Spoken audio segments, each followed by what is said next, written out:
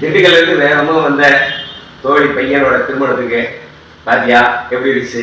அருமா நீங்க வந்தா கூட வந்தீங்க. நானும் சேர்த்தேன். ஆமா ஆமா ஆமா. அதாவது என்ன சொல்லுவாங்க, பூவோட சேர்ந்த நார் மாதிரி அப்படி வச்சுக்க. சரி நல்லது. எப்படி சொல்லு, என்ன சொல்ல, எப்படி இருந்துச்சு? தோழியெல்லாம் சந்திச்சீங்களா? நான் அது பாக்குறதுக்காக நான் சந்தோஷமா வந்தேன். மகிழ்ச்சியா இருக்கு. 2-3 வருஷத்துக்கு அப்புறம் சந்திக்கிறோம். நிறைய பேர் வரல, அவங்க சூழ்நிலை வர முடியல. சந்திச்ச வரைக்கும் மகிழ்ச்சி. எனக்கும் மகிழ்ச்சி தான். ஆனா அந்த ஆட்டோல வரும்போது பேசிக்கிட்டே வந்து அம்மா கிட்ட எனக்கு காது கேட்கல. அது அவங்க வந்து ஆவடியில வட்டாட்சியர் அலுவலகத்துல வேலை செய்யறாங்க.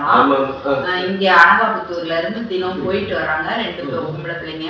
2 பிள்ளைங்களும், ஒரு பிள்ளை மாஸ்டர் டிகிரி முடிச்சிருச்சு, இன்னொரு பாப்பா இப்ப டிகிரி சேர்ந்து அண்ணா கேள்வி படிச்சேன். அண்ணா யூனிவர்சிட்டி. ஓ அண்ணா யூனிவர்சிட்டி படிச்சிட்டு இருக்காங்க.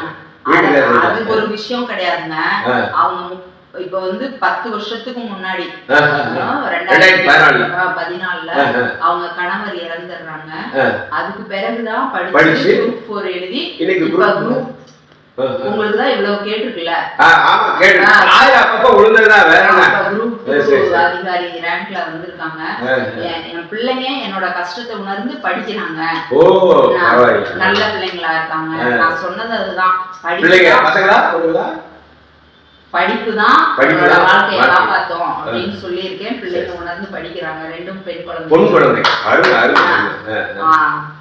பேசிட்டு இருந்தோம்.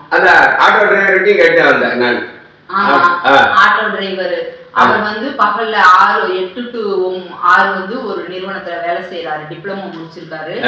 சொந்தக்காரரு நல்லா இருக்கட்டும்னு நினைச்சு ஆட்டோ வாங்கி கொடுத்தாராம். அவருக்கு வந்து அதை வச்சு இது பண்ண முடியல, விட்டுட்டு போயிட்டாராம்.